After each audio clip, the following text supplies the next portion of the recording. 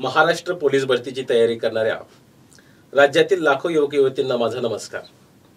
विद्यार्थी मित्रांनो, तुम्हा सर्वांना माहितीच आहे की पोलीस भरतीमध्ये लेखी परीक्षेला अनन्यसाधारण महत्त्व आहे। मैदानी चाचणीला देखील तितकंच महत्त्व आहे। ज्या विद्यार्थ्यांची मैदानी चाचणी आणि लेखी परीक्षा या दोनही बाजू परफेक्ट असतील त्यांची निवड पोलीस खात्यामध्ये होऊन जाते। तर आपण वेनेटोर करिअर्स तर्फे महाराष्ट्रातील पोलीस भरतीची तयारी करणाऱ्या सर्व विद्यार्थ्यांसाठी एक टेस्ट सिरीज हा उपक्रम सुरू केलेला आहे। आता मार्केटमध्ये अनेक टेस्ट सिरीज आहेत, अनेक पेपर टेलिग्रामवरती इंस्टाग्रामवरती विद्यार्थ्यांना मिळत आहेत, परंतु त्याचं विश्लेषण समजत नाही।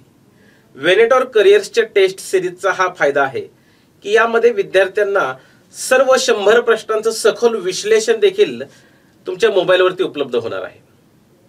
कारण यामध्ये प्रत्येक विषयाचे तज्ञ शिक्षक आहेत, ते तुम्हाला ज्या त्या विषयाचं सखोल विश्लेषण तुम्हाला सांगणार आहेत। आणि आज आपण या वेनेटोर करिअर्स तर्फे जो पेपर झालेला आहे त्यातील सामान्य ज्ञान या घटकावरती आधारित जे प्रश्न विचारलेले आहेत त्याचं विश्लेषण बघणार आहोत।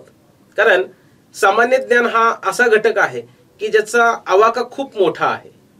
तुम्हाला कल्पना असेल, मागच्या वर्षी जो मुंबईचा पेपर झाला, विद्यार्थ्यांनी गणित, बुद्धिमत्ता, मराठीची प्रचंड तयारी केली आणि बऱ्यापैकी प्रश्न विचारले होते सामान्य ज्ञान या घटकावरती। मग अशा वेळेस विद्यार्थ्यांचं कन्फ्युजन झालं, त्यांना कळालं नाही। मग ज्या विद्यार्थ्यांचं वाचन दांडगं आहे, त्यांचा अभ्यास चांगला आहे, त्यांना अशी अडचण येणार नाही। आणि वेनेटोर करिअर्स तर्फे तुम्हाला सांगायची महत्त्वाची गोष्ट म्हणजे तुम्ही घर बसल्या मोबाईलवरती पोलीस भरतीचा संपूर्ण सिलेबस देखील मोफत शिकू शकताय। लक्षात घ्या, सगळे गणितातले सगळे प्रकरण, बुद्धिमत्तेतील सगळे प्रकरण, मराठी व्याकरणचे सगळे प्रकरण, सामान्य ज्ञान या घटकातील सगळे प्रकरण हे तुम्ही तुमच्या मोबाईलवरती घर बसल्या शिकू शकताय। फक्त वेनेटोर करिअर्स या YouTube चॅनलवरती सबस्क्राईब करायचं आहे आणि तुम्ही तो अभ्यासक्रम घर बसल्या शिकू शकताय। तर आता आपण येऊयात आपल्या टेस्टकडे। टेस्ट पेपर हा 12 मेला आपला रविवारी झाला आणि त्यामध्ये सामान्य ज्ञान या घटकावरती काय काय प्रश्न विचारलेले आहेत चला बघूया।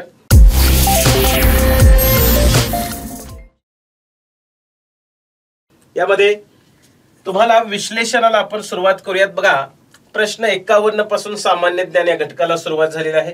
प्रश्न क्रमांक 1 ते प्रश्न क्रमांक 50 गणित बुद्धिमापन या घटकावरती होते। प्रश्न 51 आहे सामान्य ज्ञान। प्रश्न 51 विचारलेला आहे काय, संत साहित्यावरती आधारित हा प्रश्न आहे। प्रश्न पहा, स्पर्धा परीक्षा करणाऱ्या प्रत्येक विद्यार्थ्याने पेपर देताना प्रश्न काळजीपूर्वक वाचायचा। संत ज्ञानेश्वर महाराजांनी ज्ञानेश्वरी सर्वप्रथम कोठे सांगितली? आता यामध्ये ज्ञानेश्वर महाराज म्हटलं की बऱ्याच जणांना आळंदी हेच माहिती असतं की ज्ञानेश्वर महाराज म्हटलं की आळंदीला काहीतरी, पण सखोल माहिती असणं आवश्यक आहे। ज्ञानेश्वर महाराजांची समाधी आहे आळंदीला। लक्षात घ्या, परीक्षेला जर समाधी विचारलं, ज्ञानेश्वर महाराजांची समाधी कुठं आहे? आळंदीला। वयाच्या 21व्या वर्षी त्यांनी संजीवनी समाधी घेतलेली आहे। मग आळंदीच्या बाबतीत अधिकची माहिती काय आहे तर आळंदी हे ठिकाण, आळंदी हे तीर्थक्षेत्र कोणत्या नदीकाठी आहे? आळंदी हे इंद्रायणी नदीकाठी वसलेलं हे तीर्थक्षेत्र आहे। लक्षात ठेवायचं आहे। पुढचा जो प्रश्न आहे तो आहे आपेगाव, म्हणजे पर्याय जो काय दिलेला आहे पुढचा आपेगाव। आता आपेगावला ज्ञानेश्वर महाराजांचा जन्म झालेला आहे। जर तुम्हाला प्रश्न विचारला ज्ञानेश्वर महाराजांचा जन्म कुठे झाला? आपेगाव या ठिकाणी 1275 ला। आपेगाव हे आता सध्या छत्रपती संभाजीनगर या जिल्ह्यातील पैठण या तालुक्यातील ते ठिकाण आहे। बघा, छत्रपती संभाजीनगर या जिल्ह्याचं पूर्वीचं नाव काय होतं? औरंगाबाद। आता या छत्रपती संभाजीनगर जिल्ह्यातील पैठण या तालुक्यातील आपेगाव या ठिकाणी ज्ञानेश्वर महाराजांचा जन्म झाला। कधी झाला होता? 1275 ला। आणि हा जो प्रश्न आहे त्याचं योग्य उत्तर आहे पर्याय क्रमांक 3 नेवासे। ज्ञानेश्वर महाराजांनी सर्वप्रथम ज्ञानेश्वरी कोठे सांगितली? ती सांगितलेली आहे नेवासे या ठिकाणी। नेवासे आता अहिल्यानगर या जिल्ह्यात आहे। अहिल्यानगर, बघा पूर्वी या अहिल्यानगरचं नाव काय होतं? अहमदनगर। ते बदललेलं आहे आणि आता अहिल्यानगर हे नाव झालेलं आहे। अहिल्यानगर या जिल्ह्यातील हा तालुका आहे। नेवासे हे ठिकाण कोणत्या नदीकाठी विचारलं तर आहे प्रवरा नदीकाठी। नेवासे हे ठिकाण कोणत्या नदीकाठी वसलेलं आहे तर ते आहे प्रवरा नदीकाठी। पंढरपूर तुम्हाला माहितीच आहे, सोलापूर जिल्ह्यातील असं प्रसिद्ध असं तीर्थक्षेत्र पांडुरंगाचं विठ्ठलाचं मंदिर आहे. पंढरपूर हे तीर्थक्षेत्र कोणत्या नदीकाठी वसलेलं आहे? पंढरपूर हे तीर्थक्षेत्र आहे भीमा नदीकाठी. बघा, या भीमा नदीलाच पंढरपूरमध्ये कोणत्या नावाने ओळखलं जातं? भीमा नदीलाच पंढरपूरमध्ये चंद्रभागा या नावाने ओळखलं जातं. तुम्हाला विश्लेषणामध्ये प्रत्येक पर्यायाचं देखील विश्लेषण दिलं जाणार आहे. फक्त योग्य उत्तर काय आहे ते नाही, योग्य उत्तरासोबतच उपप्रश्न, प्रश्नातील उपप्रश्न आणि पर्यायांवरती देखील उपप्रश्न हे तयार करता आलं पाहिजे. म्हणजेच तुमचा सखोल अभ्यास या ठिकाणी होणार आहे. ज्ञानेश्वर महाराजांच्या बाबतीत तुम्हाला माहिती असणं गरजेचं आहे. त्यांचं पूर्ण नाव काय? ज्ञानेश्वर विठ्ठलपंत कुलकर्णी. त्यांचा जन्म 1275 ला झाला आपेगावला. बाकीची इतर माहिती तुम्हाला सांगितलेली आहे. ज्ञानेश्वरीचं पूर्वीचं नाव काय? तर त्याचं नाव होतं भावार्थ दीपिका. लक्षात ठेवायचं आहे. विश्लेषणाला तुम्ही जर ऐकत असाल तर वही आणि पेन घेऊन बसा, कारण अति महत्वाची जर काय माहिती तुम्हाला वाटली, IMP नोट्स, ते तुम्ही तुमच्या पद्धतीने लिहू शकता. पुढचा प्रश्न बघूयात. प्रश्न क्रमांक 52 हा आहे महाराष्ट्राच्या भूगोलावरती प्रश्न. काय विचारलेला आहे पहा. वाईवरून महाबळेश्वरला जाताना कोणता घाट लागतो? कोकण आणि दख्खनचं पठार यांना जोडणारा जो सह्याद्री पर्वत यांच्या दरम्यान आहे. मग त्यामधून अनेक घाट रस्ते आहेत जे कोकणाला आणि सह्याद्री पर्वतात पुढे जाऊन दख्खनच्या पठाराला जोडतात. मग वाईवरून महाबळेश्वरला जाताना तुम्हाला माहिती असेल आपला पुणे बँगलोर जो हायवे आहे तिथून वाईला आणि वाईवरून महाबळेश्वरला जाताना तो जो घाट लागतो त्याचं नाव आहे पसरणी घाट. वाईवरून महाबळेश्वरला जाताना कोणता घाट लागतो? पसरणी घाट. वास्तविक पाहता वाई पाचगणी असं जरी विचारलं तरी तिचं उत्तर आहे पसरणी घाट. वाई पाचगणी किंवा वाई महाबळेश्वर हा आहे पसरणी घाट. मग आंबेनळी घाट कोणत्या दोन शहरांदरम्यान किंवा आंबेनळी घाट कोणत्या दोन गावांदरम्यान, जिल्ह्यांदरम्यान विचारलं तर आंबेनळी सुद्धा महाबळेश्वर आणि पोलादपूर या दरम्यान आहे आंबेनळी घाट. बघा, हा सुद्धा एक मोठा घाट आहे. महाबळेश्वरवरून जर तुम्हाला कोकणात पलीकडे जायचं असेल तर हा आंबेनळी घाट आहे. या दुर्गम घाटामध्ये काही अपघात देखील होतात पावसाच्या काळात. कोकण कृषी विद्यापीठाची एक बस मागच्या काही वर्षांपूर्वी आंबेनळी घाटात दुर्घटनाग्रस्त झाली होती. चंदनपुरी घाट, बघा पुढचा जो पर्याय आहे चंदनपुरी घाट, हा चंदनपुरी घाट आहे पुणे आणि नाशिक या दोन शहरांदरम्यान. पुण्याहून नाशिकला जाताना जो नॅशनल हायवे नंबर 50 आहे त्या दरम्यान हा चंदनपुरी घाट लागतो. त्यानंतर आहे अनुस्कुरा घाट, जो पर्याय, बघा परीक्षेला पर्याय दिले त्याची देखील तुम्हाला माहिती असणं आवश्यक आहे. अनुस्कुरा जो घाट आहे हा आहे कोल्हापूर आणि रत्नागिरी किंवा कोल्हापूर आणि राजापूर या दोन शहरांदरम्यान हा अनुस्कुरा घाट आहे. बघा 52वा जो प्रश्न आहे, वाईवरून महाबळेश्वरला जाताना कोणता घाट लागतो? तो आहे पसरणी घाट. आंबेनळी घाट कोणत्या दोन शहरांदरम्यान, गावांदरम्यान आहे तर महाबळेश्वर पोलादपूर. चंदनपुरी घाट आहे पुणे नाशिक या दरम्यान. अनुस्कुरा घाट आहे कोल्हापूर राजापूर किंवा कोल्हापूर रत्नागिरी या दरम्यान. ठीक आहे, पुढचा प्रश्न बघूयात आपण. प्रश्न क्रमांक 53 हा आहे भारताच्या भूगोलावरचा प्रश्न. काय विचारलेला आहे पहा. भारतातील सर्वात लांब हिमनदी कोणती? प्रश्न काळजीपूर्वक वाचायचा. परीक्षा देताना प्रश्न काळजीपूर्वक वाचायचा आणि त्याचं योग्य उत्तर आहे सियाचीन. भारतातील सर्वात लांब हिमनदी कोणती आहे? सियाचीन, जिची लांबी आहे 70 किलोमीटर. हिमनदी हिमालयामध्येच हिमनदी आहे. हिमालयाच्या उत्तर उंचीवरच्या भागामध्ये तापमान अत्यंत कमी असतं आणि ही हिमनदी काही सेंटीमीटरने पुढे सरकत असते. बघा लक्षात घ्या.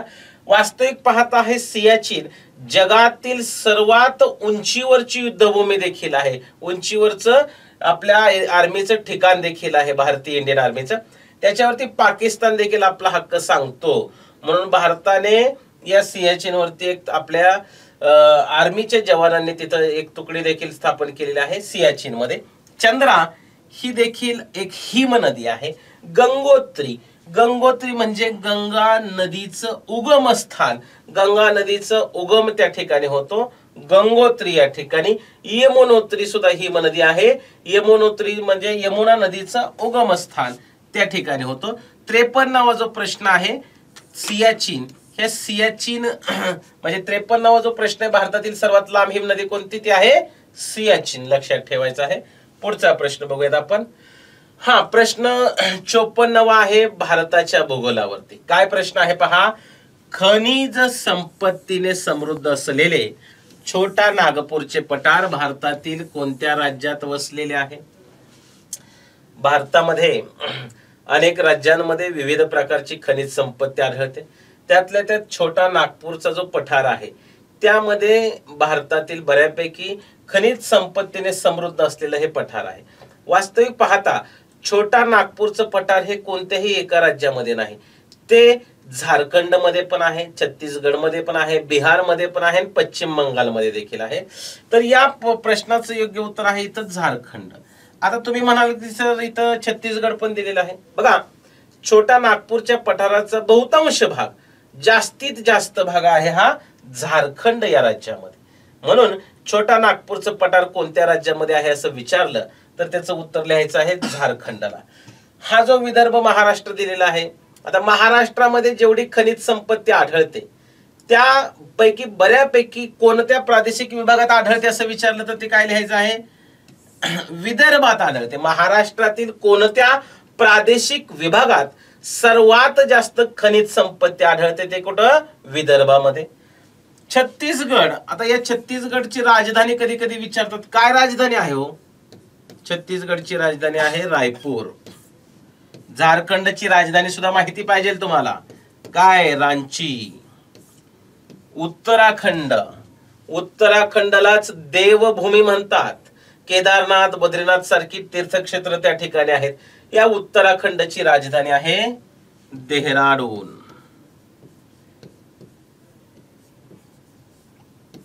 बघा एक प्रश्न आणि त्याचे पर्याय तुम्हाला, आणि त्या पर्यायावरती उपप्रश्न, म्हणजे सखोल अभ्यास होण्यासाठी तुम्हाला हे विश्लेषण मी सांगतोय.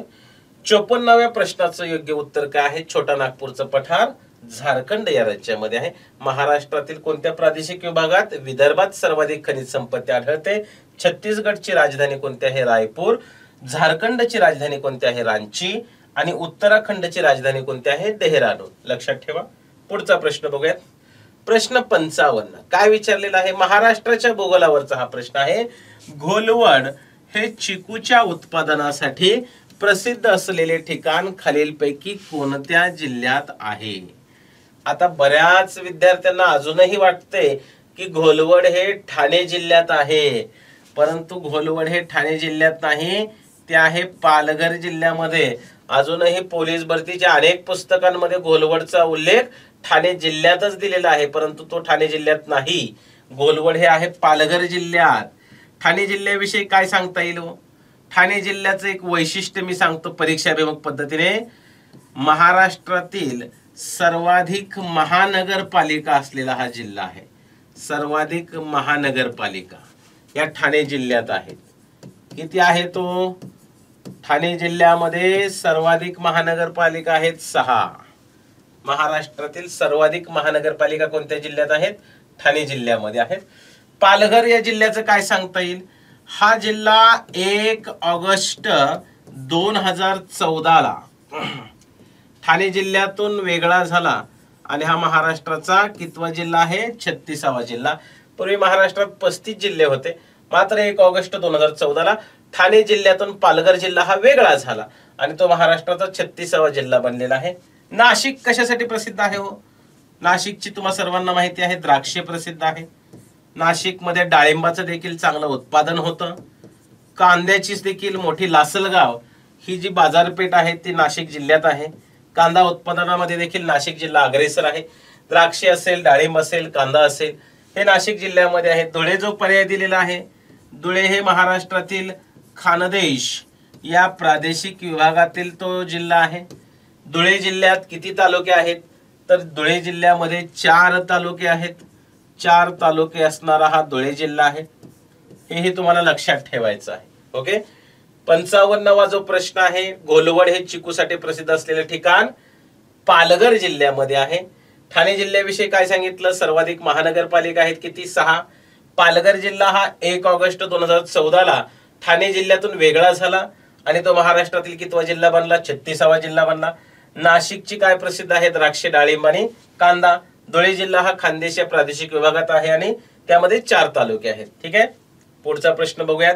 प्रश्न क्रमांक 56 हा आहे आधुनिक भारताच्या इतिहासावरती आधारित प्रश्न. काय विचारलेला आहे बघा, तारीख दिलेली आहे 8 एप्रिल 1929 या दिवशी केंद्रीय कायदेमंडळात कोणत्या क्रांतिकारकांनी बॉम्बस्फोट घडवून आणलेला आहे. याची पार्श्वभूमी तुम्हाला माहिती असणं गरजेचं आहे.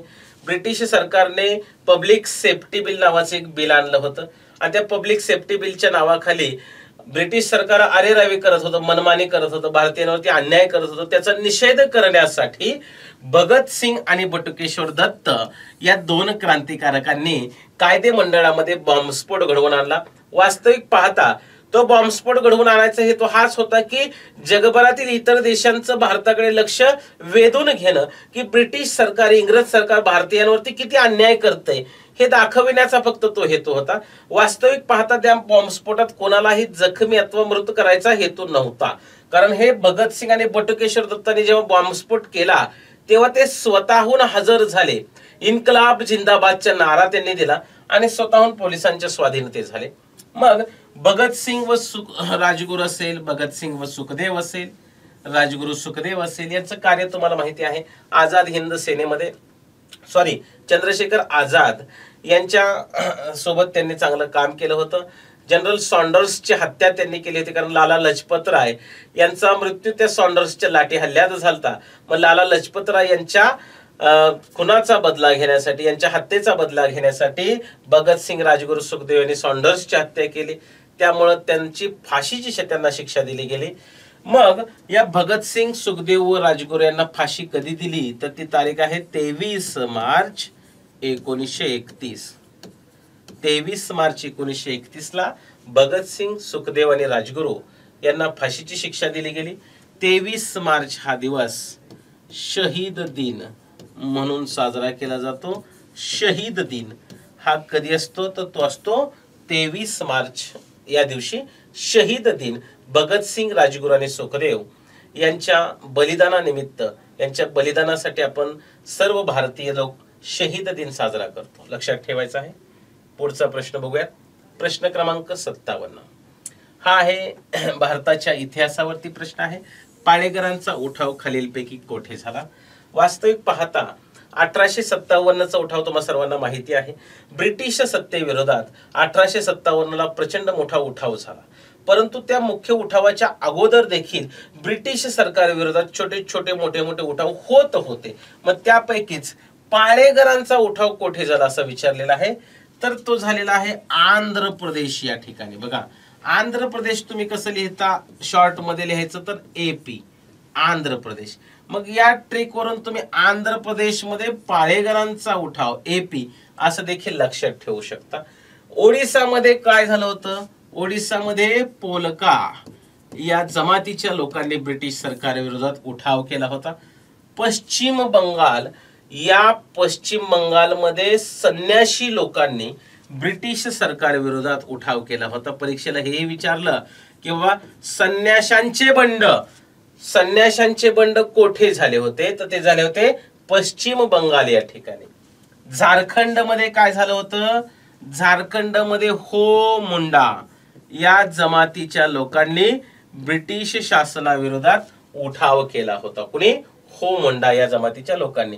पाळेकरांचा उठाव कोठे झाला होता तर तो झाला होता आंध्र प्रदेश या ठिकाणी, लक्षात घ्या.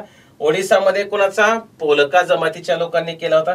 पश्चिम बंगालमध्ये ब्रिटिश सरकार विरोधात संन्याशांनी उठाव केला होता आणि झारखंडमध्ये हो मुंडा या जमातीच्या लोकांनी उठाव केला होता. पुढचा प्रश्न बघूया. 58वा प्रश्न हा आहे चालू घडामोडी संदर्भातला प्रश्न. काय विचारलेला आहे बघा, 96व्या ऑस्कर पुरस्कार सोहळ्यात सर्वोत्कृष्ट ठरलेला चित्रपट कोणता. आता ऑस्कर पुरस्कार जगभरातील नामांकित चित्रपटांमध्ये, म्हणजे जगभरातील नामांकित पुरस्कारांमध्ये याची गणना होते. जगभरातील जे उत्कृष्ट चित्रपट आहेत त्यांना या ऑस्कर पुरस्काराचे नामांकन मिळतात आणि त्यातील एका चित्रपटाची सर्वोत्कृष्ट चित्रपट म्हणून त्या ठिकाणी पुरस्कारासाठी निवड केली जाते. ऑस्कर पुरस्कार हा अमेरिकेतील लॉस एंजेलिस या शहरातील डॉल्बी थिएटर मध्ये दिला जातो. American motion pictures of arts and science academy या संस्थेतर्फे हा पुरस्कार दिला जातो. या ऑस्कर पुरस्कारातील 96वा जो ऑस्कर पुरस्कार आहे तो दिलेला आहे ओपेनहायमर या चित्रपटासाठी. ओपेनहायमर हा चित्रपट अमेरिकेने जे 2 अणुबॉम्ब टाकले जपानवरती, त्या अणुबॉम्ब निर्मितीमध्ये जी त्यांनी एक टीम तयार केली होती, अणुबॉम्ब निर्मितीमधल्या टीमचे जे प्रमुख होते, हेड होते, ते ओपेनहायमर होते. त्यांच्या आधारावर, त्यांच्या जीवनावरती किंवा त्यांच्याशी संदर्भातला हा चित्रपट आहे ओपेनहायमर. ऑस्कर पुरस्काराच्या बाबतीत तुम्हाला भारतीय लोकांना हा पुरस्कार कधी मिळालेला आहे किंवा कोणत्या पहिल्या व्यक्तीला हा पुरस्कार मिळालेला आहे ते माहिती असणं आवश्यक आहे. तर त्या आहेत बघा, भानू अथय्या. भानू अथय्या यांना 1982 साली कॉस्ट्युम डिझायनिंगचा ऑस्कर मिळालेला आहे वेशभूषेसाठी. गांधीजींच्या जीवनावरती एक चित्रपट बनवला, बायोग्राफी होती ती, आणि त्या गांधीजींच्या जीवनावरती जो चित्रपट बनवला त्यामध्ये जी वेशभूषा केली होती ती भानू अथय्या यांनी केली होती. वास्तविक पाहता त्या दशकातले ते सर्वोत्कृष्ट म्हणजे चांगल्या पद्धतीचे कॉस्ट्युम डिझायनर होत्या आणि भारतीय व्यक्ती पहिल्या होत्या ज्यांना पहिला ऑस्कर पुरस्कार मिळालेला आहे. म्हणजे परीक्षेला जर विचारलं ऑस्कर पुरस्कार प्राप्त पहिल्या भारतीय व्यक्ती कोण आहेत, त्या भानू अथय्या. कधी मिळालेला आहे त्यांना? 1982 साली. तुम्हाला माहिती आहे 2009 ला AR रहमान यांना मिळालेला आहे. स्लमडॉग मिलेनियर यामधलं जय हो हे गाणं होतं, त्यासाठी उत्कृष्ट संगीतकार म्हणून त्यांना पुरस्कार मिळाला. 2023 ला RRR राजामौलींचा जो चित्रपट होता RRR, त्यातील नाटू नाटू नाटू या गाण्यासाठी देखील ऑस्कर पुरस्कार मिळालेला आहे. आणि पुढचा प्रश्न बघूयात, प्रश्न 59वा. हा विज्ञानावरती आधारित प्रश्न आहे. काय पहा, पाण्याची घनता सर्वात जास्त किती डिग्री सेंटीग्रेडला असते? तर त्याचं योग्य उत्तर आहे पाण्याची घनता 4 अंश सेल्सिअसला सर्वात जास्त असते, 4 डिग्रीला. पाण्याची घनता सर्वात जास्त असते कुठं? 4 डिग्रीला. बघा 0 डिग्रीला काय असतं तर पाण्याचं बर्फात रूपांतर होतं. 37 डिग्री तुम्हाला महत्वाचं आहे, माहिती असणं गरजेचं आहे. परीक्षेला कधी कधी हेही विचारतात की मानवी शरीराचं तापमान किती असतं, तर किती असतं हे? 37 डिग्री सेंटीग्रेड हे मानवी शरीराचं तापमान असतं. 100 डिग्री सेंटीग्रेडला काय होतं तर पाणी उकळतं. पाण्याचा बॉइलिंग पॉइंट किती आहे तो आहे 100 डिग्री सेंटीग्रेड, लक्षात ठेवायचं आहे. त्यानंतर आपण पुढचा बघूयात. प्रश्न क्रमांक 60 का आहे, भूस्थिर उपग्रहाचा परिभ्रमणाचा कालावधी किती असतो? भूस्थिर उपग्रह म्हणजे काय? पृथ्वीच्या कक्षेच्या बाहेर जे पृथ्वी सोबतच उपग्रह फिरत असतात त्यांना भूस्थिर उपग्रह म्हणतात. मग पृथ्वीचा परिभ्रमण काळ किती असतो? पृथ्वीला स्वतः भोवती फिरायला किती वेळ लागतो?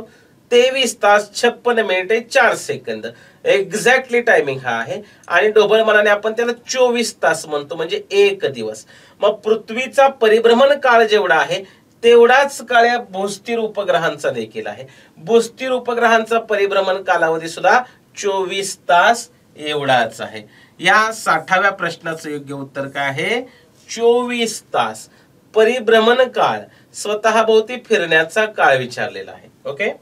त्यानंतर आपण बघूयात प्रश्न 61वा.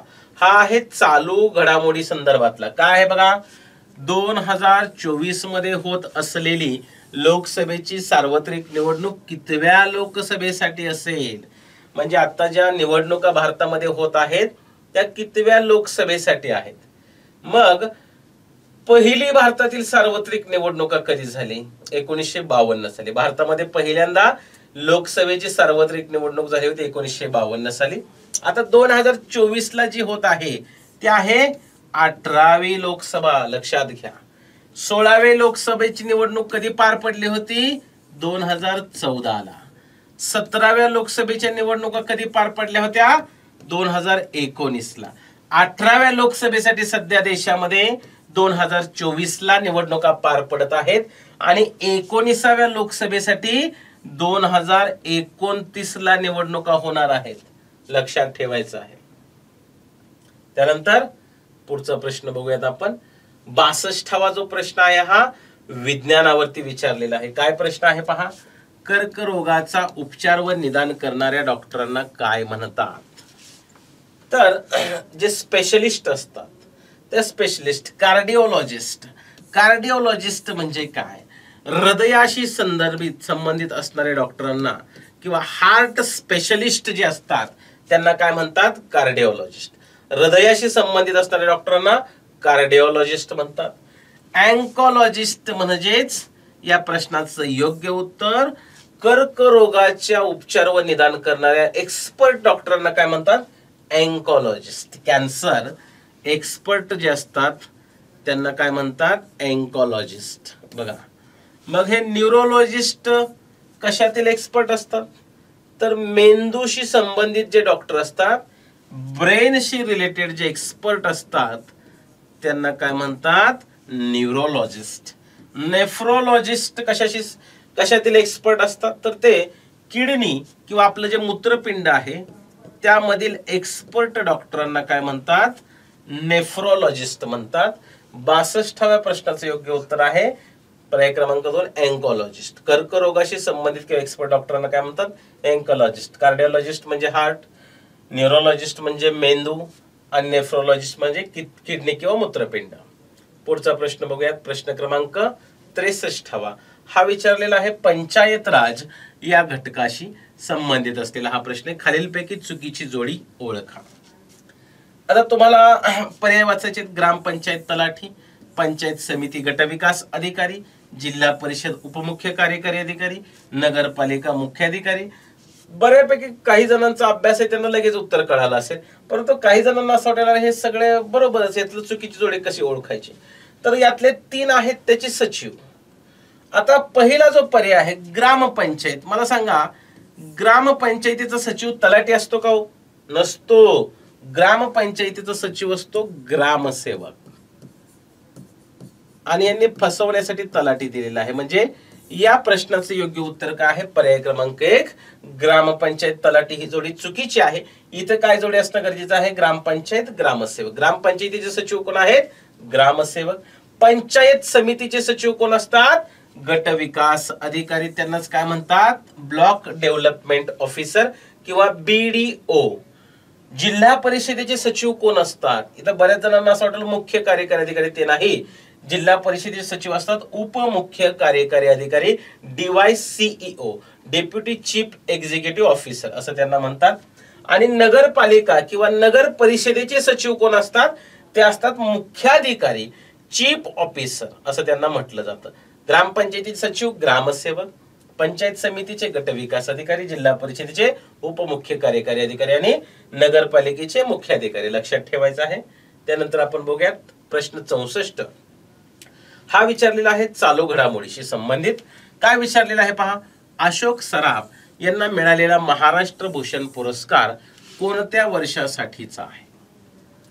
मराठीतील दिग्गज अभिनेते, ज्येष्ठ अभिनेते अशोक सराफ. या अशोक सराफ यांना महाराष्ट्राचा सर्वोच्च पुरस्कार महाराष्ट्र भूषण पुरस्कार दिला गेला आणि तो दिला गेला 2024 मध्ये. मात्र तो दिला गेला 2023 या वर्षासाठीचा. बघा, पुरस्कार दिला 2024 ला, मात्र तो कोणत्या वर्षासाठी दिला? 2023 या वर्षासाठीचा पुरस्कार आहे. परीक्षेला विचारलं अशोक सराफ यांना कोणत्या वर्षासाठीचा महाराष्ट्र भूषण पुरस्कार मिळाला, तर तो 2023 सालचा मिळालेला आहे. 2021 ला कोणाला मिळाला होता तेही बघूयात. 2021 ला ज्येष्ठ गायिका आशा भोसले यांना 2021 चा महाराष्ट्र भूषण पुरस्कार मिळालेला आहे. 2022 चा कोणाला मिळाला? ज्येष्ठ समाजसेवक आप्पासाहेब धर्माधिकारी. रायगड जिल्ह्यामध्ये कोकणातील काही भागांमध्ये त्यांचं खूप मोठं कार्य आहे.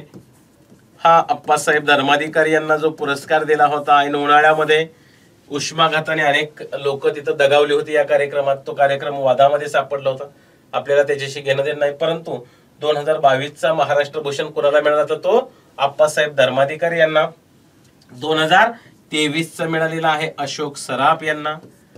मग महाराष्ट्र भूषण या पुरस्कारा संदर्भात अधिकची माहिती जर तुम्हाला परीक्षेला प्रश्न विचारला की पहिला महाराष्ट्र भूषण पुरस्कार कोणत्या वर्षी दिला गेला? वास्तविक पाहता 1995ला जेव्हा भाजप आणि शिवसेना युतीचं सरकार होतं तेव्हा त्यांनी महाराष्ट्र भूषण पुरस्कार देण्याचं ठरवलं आणि पहिला महाराष्ट्र भूषण जो दिला तो 1996 साली दिला होता. तो ज्येष्ठ साहित्यिक पु ल देशपांडे यांना पहिला महाराष्ट्र भूषण पुरस्कार दिलेला आहे, हेही लक्षात ठेवायचं आहे. महाराष्ट्र भूषण पुरस्कार 1996ला पहिला दिला गेला. कोणाला दिला गेला? पु ल देशपांडे यांना दिला गेलेला आहे, लक्षात ठेवा. पुढचा प्रश्न बघूयात आपण. प्रश्न 65वा. हा देखील चालू घडामोडीशी संबंधित असलेला प्रश्न आहे. चालू घडामोडीवरती जरा जास्त भर दिलेला आहे. विद्यार्थ्यांना सगळ्या प्रकारची माहिती असणं आवश्यक आहे. काय प्रश्न आहे पहा. 16व्या वित्त आयोगाचे अध्यक्ष म्हणून कोणाची निवड केलेली आहे? आता कोणाची निवड झालेली आहे? वित्त आयोग याचं कलम बघूयात आपण. भारतीय राज्यघटनेच्या कोणत्या कलमामध्ये वित्त आयोगाची तरतूद केलेली आहे? कलम क्रमांक 280. या कलमानुसार वित्त आयोगाची स्थापना करता येते. आणि NK सिंग हा जो पहिला पर्याय दिलेला आहे हे आहेत 15व्या वित्त आयोगाचे अध्यक्ष. बघा 15व्या वित्त आयोगाचे अध्यक्ष कोण होते? NK सिंग. आणि या प्रश्नाचं योग्य उत्तर आहे 16व्या वित्त आयोगाचे अध्यक्ष कोण आहेत? अरविंद पंगारिया. अरविंद पंगारिया हे 16व्या वित्त आयोगाचे अध्यक्ष आहेत. या प्रश्नाचं 65वे योग्य उत्तर काय आहे? अरविंद पंगारिया. YV रेड्डी काय होते? रिझर्व्ह बँकेचे governor, deputy governor. Vijay Kelkar एक अर्थशास्त्रज्ञ आहेत, त्यांच्या अध्यक्षतेखाली केंद्र सरकारने काही समिती देखील नेमलेल्या आहेत. 16व्या वित्त आयोगाचे अध्यक्ष कोण असं विचारलं तर काय उत्तर आहे? अरविंद पंगारिया. वित्त आयोगाचं कलम किती विचारलं तर 280. 15व्या वित्त आयोगाचे अध्यक्ष विचारलं तर NK सिंग, लक्षात ठेवा. त्यानंतर बघूयात प्रश्न 66वा. हा सुद्धा चालू घडामोडीशी संबंधित प्रश्न आहे. काय विचारलेला आहे? जागतिक बँकेचे मुख्यालय कोठे आहे? वर्ल्ड बँक, जागतिक बँकेचे मुख्यालय. त्याचं योग्य उत्तर आहे अमेरिकेची जी राजधानी आहे वॉशिंग्टन, या ठिकाणी जागतिक बँकेचं मुख्यालय आहे. वॉशिंग्टन DC, जिथे अमेरिकेचे प्रेसिडेंट राहतात, व्हाईट हाऊस, या वॉशिंग्टन DC मध्ये जागतिक बँकेचे मुख्यालय देखील आहे. मग या न्यूयॉर्क मध्ये कशा जागतिक संघटनेचं मुख्यालय आहे का? तर हो, युनायटेड नेशन्स ऑफ ऑर्गनायझेशन, संयुक्त राष्ट्र संघटना ज्याला युनो म्हणतात, त्या युनोचं मुख्यालय कुठे आहे? न्यूयॉर्क या ठिकाणी आहे. जिनिवा स्वित्झर्लंड मधील एक ठिकाण आहे. जिनिवा स्वित्झर्लंड मधील एक शहर आहे. या जिनिवा मध्ये कशाचं मुख्यालय आहे? तर जागतिक आरोग्य संघटना WHO याचं मुख्यालय, जागतिक आरोग्य संघटनेचं मुख्यालय कुठे आहे? जिनिवा स्वित्झर्लंड या ठिकाणी आहे. लंडन ग्रेट ब्रिटनची राजधानी, इंग्लंडची राजधानी आहे. एकदा परीक्षेला प्रश्न विचारला होता की लंडन हे शहर कोणत्या नदीकाठी वसलेलं आहे? तेही माहिती असणं आवश्यक आहे. लंडन हे शहर आहे थेम्स या नदीकाठी, थेम्स नदीकाठी वसलेलं ते शहर आहे. ओके. त्यानंतर आपण पुढचा प्रश्न बघूयात. प्रश्न 67 हा आहे पंचायत राज या घटकाशी संबंधित. काय विचारलेलं आहे तर पंचायत राज हे खालीलपैकी कोणाचे स्वप्न होते? याचं योग्य उत्तर आहे पंचायत राज हे महात्मा गांधी यांचं स्वप्न होतं. बघा महात्मा गांधी यांनी सुरुवातीपासून सांगितलेलं आहे खेड्यांकडे चला, भारत हा खेड्यांचा देश आहे, भारताचा विकास करायचा असेल तर खेड्यांचा विकास झाला पाहिजे. पंचायत राज हे स्थानिक स्वराज्य संस्था हे महात्मा गांधी यांचं स्वप्न होतं. मग पंडित नेहरू यांच्या संदर्भातलं जर काय तुम्हाला माहिती अधिकची असणं गरजेचं आहे तर बाबा स्थानिक स्वराज्य संस्था यांना पंचायत राज हे नाव कोणी दिलं? ते कोणी दिलं होतं? पंडित नेहरू यांनी दिलं होतं. डॉक्टर बाबासाहेब आंबेडकर सर्वांना माहिती आहे, भारतीय राज्यघटनेचे शिल्पकार, भारतरत्न डॉक्टर बाबासाहेब आंबेडकर. त्यांचं कार्य आपण विस्तृतमध्ये समाज सुधारक यामध्ये आंबेडकर, फुले, शाहू यांचं कार्य विस्तृतमध्ये आपण तिथं बघूयात. पंचायत राज हे कोणाचे स्वप्न होतं तर ते होते महात्मा गांधी यांचं. आणि या स्थानिक स्वराज्य संस्थांना पंचायत राज हे नाव कोणी दिलं तर ते दिलं होतं पंडित नेहरू यांनी. त्यानंतर पुढचा प्रश्न बघूयात. हा सुद्धा आहे पंचायत राज या घटकाशी संबंधित प्रश्न आहे. काय आहे? जिल्हा परिषदेच्या स्थायी समितीचा पदसिद्ध सचिव कोण असतो? बघा मगाशीच मी तुम्हाला सचिव सांगितलेले आहेत. तर जिल्हा परिषदेचा जो सचिव असतो तोच जिल्हा परिषदेच्या स्थायी समितीचा सचिव असतो. मग जिल्हा परिषदेचा सचिव कोण असतो? उपमुख्य कार्यकारी अधिकारी. तोच जिल्हा परिषदेच्या स्थायी समितीचा देखील सचिव असतो. कोण? उपमुख्य कार्यकारी अधिकारी. मुख्य कार्यकारी अधिकारी ज्याला सीईओ म्हणतात, हे IAS दर्जाचे वरिष्ठ अधिकारी असतात जे जिल्हा परिषदेचे प्रशासकीय प्रमुख असतात. कोण? मुख्य कार्यकारी अधिकारी. मात्र सचिव कोण असतात? तर उपमुख्य कार्यकारी अधिकारी. जिल्हा परिषदेचा सचिव किंवा जिल्हा परिषदेच्या स्थायी समितीचा सचिव कोण? उपमुख्य कार्यकारी अधिकारी. जिल्हा परिषदेचे अध्यक्ष जे असतात त्यांच्याविषयी थोडस वेतन किंवा मानधन जर विचारलं तर जिल्हा परिषदेच्या अध्यक्षांना दरमहा 40,000 रुपये आणि उपाध्यक्षांना दरमहा 20,000 रुपये एवढं मानधन आणि भत्ते दिले जातात. आता यात काही बदल देखील झालेले आहेत, ते आपण नंतर पंचायत राज या घटकामध्ये पुन्हा विस्तृतपणे बघणार आहोत. त्यानंतर प्रश्न 69 बघा. खालीलपैकी गटात न बसणारा घटक ओळखा. आता ही जागतिक शहरांची नावं दिलेली आहेत. जगातील प्रमुख शहरांमध्ये लंडन आहे, पॅरिस आहे, न्यूयॉर्क आहे आणि मॉस्को आहे. मग ह्याच्यातील गटात न बसणारा घटक कसं काय ओळखायचा? तर लंडन ही आहे राजधानी. कुठल्या देशाची राजधानी आहे हो? लंडन ही राजधानी आहे इंग्लंडची. पॅरिस ही सुद्धा राजधानी आहे कुठल्या देशाची? फ्रान्सची. न्यूयॉर्क राजधानी आहे का? नाही. न्यूयॉर्क हे अमेरिकेतील मोठं शहर आहे, परंतु अमेरिकेची राजधानी न्यूयॉर्क नाही, ती आहे वॉशिंग्टन DC. मॉस्को राजधानी आहे का? हो, मॉस्को ही राजधानी आहे रशियाची. मग याचं योग्य उत्तर काय आहे?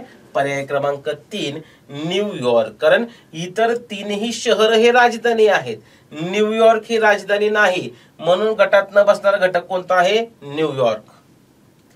पुढचा प्रश्न बघूयात. प्रश्न 70 आहे. राष्ट्रीय काँग्रेसच्या पहिल्या भारतीय महिला अध्यक्षा कोण? बघा आधुनिक भारताशी संबंधित हा प्रश्न आहे. भारतीय राष्ट्रीय काँग्रेस. आता भारतीय राष्ट्रीय काँग्रेसची स्थापना कधी झाली? 28 डिसेंबर 1885 ला. भारतीय राष्ट्रीय काँग्रेसचं पहिलं अधिवेशन प्रस्तावित कुठं होतं? पुण्यामध्ये. झालं कुठं? मुंबईला. पहिल्या अधिवेशनाचे अध्यक्ष कोण? व्योमेशचंद्र बॅनर्जी. त्याच्यानंतर दादाभाई नौरोजी. ते इतिहासामध्ये सविस्तर बघूयात. या प्रश्नाशी संबंधित भारतीय राष्ट्रीय काँग्रेसच्या पहिल्या भारतीय महिला हा शब्द महत्वाचा आहे. भारतीय महिला. आता इथं फक्त जर महिला विचारलं असतं तर त्याचं उत्तर वेगळं झालं असतं. पहिल्या भारतीय महिला विचारल्यामुळं त्याचं उत्तर आहे सरोजिनी नायडू. सरोजिनी नायडू ह्या 1925 ला जे कानपूर अधिवेशन भरलं होतं त्या कानपूर अधिवेशनामध्ये भारतीय राष्ट्रीय काँग्रेसच्या पहिल्या भारतीय महिला म्हणून त्यांच्या अध्यक्षपदी निवड झाली होती. जर परीक्षेला विचारलं भारतीय राष्ट्रीय काँग्रेसच्या पहिल्या महिला अध्यक्ष, फक्त महिला अध्यक्ष जर विचारलं तर त्याचं उत्तर आहे ॲनी बेझंट. ह्या ॲनी बेझंट 1917 साली जे कलकत्ता अधिवेशन भरलं होतं त्या कलकत्ता अधिवेशनाच्या त्या अध्यक्षा होत्या.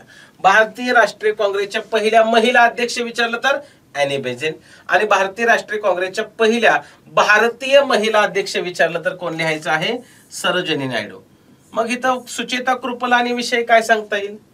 सुचेता कृपलानी या भारतीय पहिल्या महिला भारतीय मुख्यमंत्री होते. उत्तर प्रदेश राज्याच्या त्या मुख्यमंत्री म्हणून त्यांनी कारकीर्द किंवा काम पाहिलेलं आहे. ओके, चला पुढचा प्रश्न बघूयात. प्रश्न 71 हा सुद्धा इतिहासावरती आधारित प्रश्न आहे. महात्मा गांधींचे वर्णन एका माणसाचे सैन्य असे कोणी केले?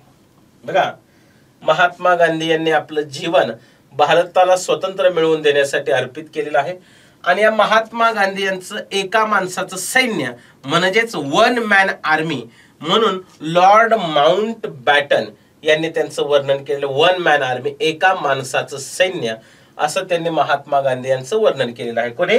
Lord Mountbatten. Winston Churchill हे ब्रिटनचे पंतप्रधान होते. दुसऱ्या महायुद्धाच्या काळामध्ये इंग्लंडचे पंतप्रधान कोण होते? Winston Churchill. लॉर्ड लिनलिथगो किंवा लॉर्ड वेवेल हे भारतातील गव्हर्नर राहिलेले आहेत. त्यांनी भारतामध्ये येऊन त्यांच्या पद्धतीने कार्य केलेलं आहे. 71व्या प्रश्नाचं जर योग्य उत्तर आहे तर ते आहे लॉर्ड माउंटबॅटन. ओके, पुढचा प्रश्न बघूयात. प्रश्न 72वा हा आहे महाराष्ट्राच्या भूगोलावरती आधारित प्रश्न. महाराष्ट्रातील पहिले राष्ट्रीय उद्यान कोणते? महाराष्ट्रामध्ये राष्ट्रीय उद्यान, अभयारण्य, मग त्यामध्ये पहिलं राष्ट्रीय उद्यान जे वाघासाठी प्रसिद्ध आहे ते आहे ताडोबा.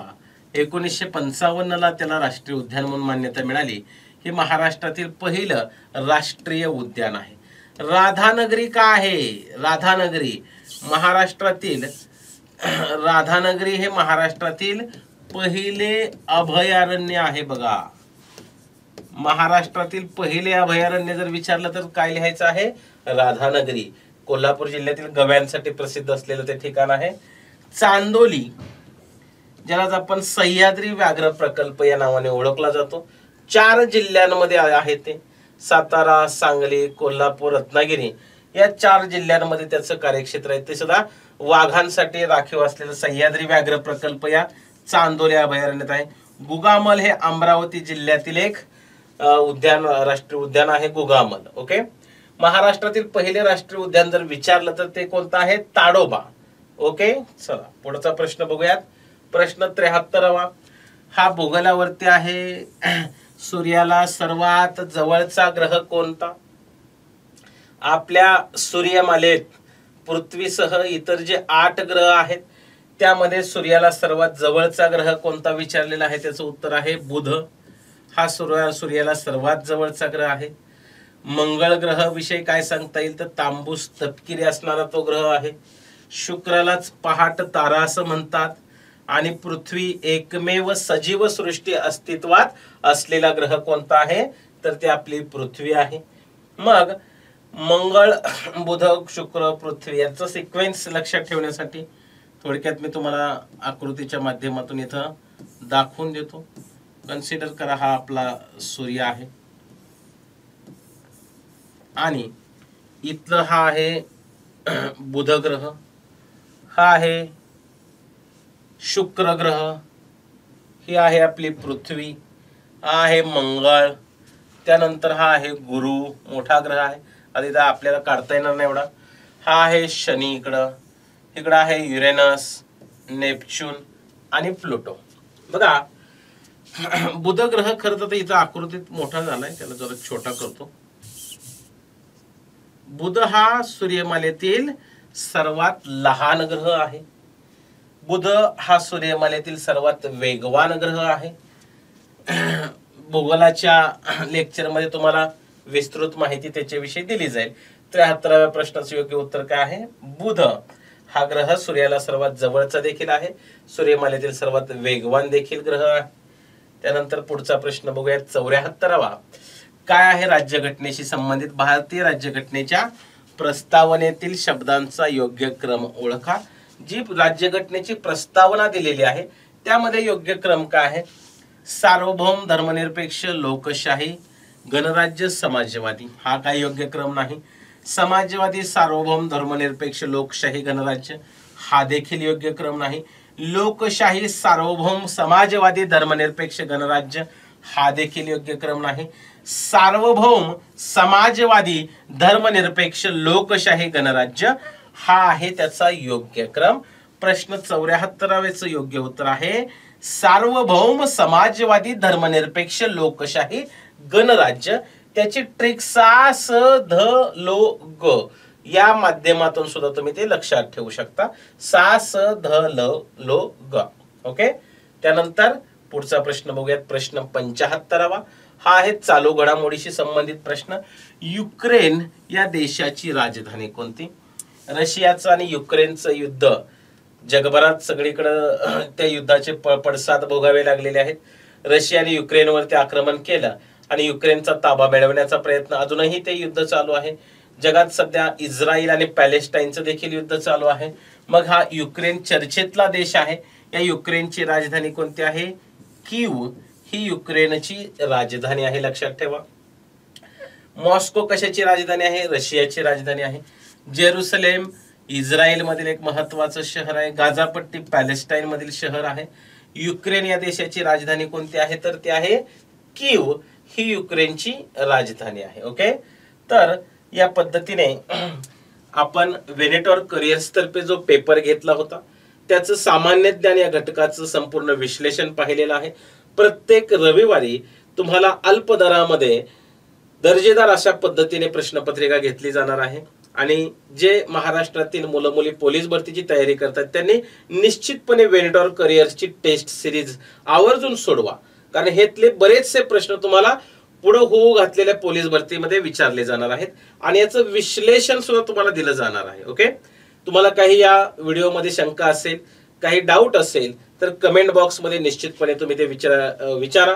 तुम्हाला काय आणखीन एक्स्ट्रा अधिकची माहिती हवी असेल ते देखील तुम्ही कमेंट करून मला सांगू शकता. ठीक आहे, तर वेनेटॉर करिअर्स हा चॅनल इंस्टाग्राम वरती पण आहे, टेलिग्राम वरती देखील आहे, युट्यूब वरती देखील आहे. तुम्ही सर्वांनी तो सबस्क्राईब करा, तुमच्या मित्रांना पाठवा. पोलीस भरती संदर्भातला हा महाराष्ट्रातला अत्यंत उत्कृष्ट असा चॅनल आहे. ओके, धन्यवाद.